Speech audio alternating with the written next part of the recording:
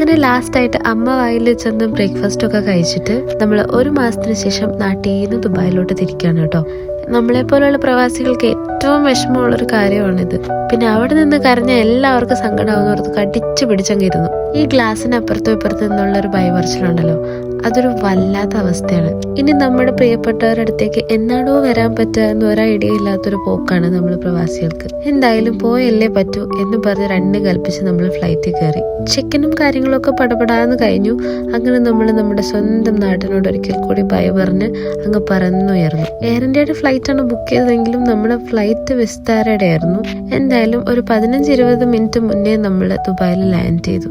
കുറച്ച് നേരത്തെ വന്നതിന്റെ സന്തോഷമൊന്നും എനിക്കുണ്ടായിരുന്നില്ല കേട്ടോ. എന്തായാലും അവിടെ നിന്ന് നമുക്കിന്റെ ബാഗേജ് ക്ലെയിമിലേക്ക് പോകണമെങ്കിൽ ഇത് ഇങ്ങനൊരു മെട്രോ കയറണം കേട്ടോ. മെട്രോ എന്നാണോ ഇതിനെ വിളിക്കണമെന്ന് അറിയില്ല. എന്താണെങ്കിലും ഈ സംഭവത്തിനകത്ത് നമ്മൾ കയറി അവിടുന്ന് നേരെ ബാഗേജ് ക്ലെയിമിലേക്ക് പോയി. ചെക്കൗട്ടും കാര്യങ്ങളൊക്കെ നമുക്ക് സെൽഫായിട്ട് ചെയ്യാം, ആരുടെ ഹെൽപ്പൊന്നും വേണ്ട. അങ്ങനെ നമ്മൾ അവിടുന്ന് ബാഗേജൊക്കെ കളക്ട് ചെയ്തു പുറത്തേക്ക് ഇറങ്ങുവാണ് കേട്ടോ.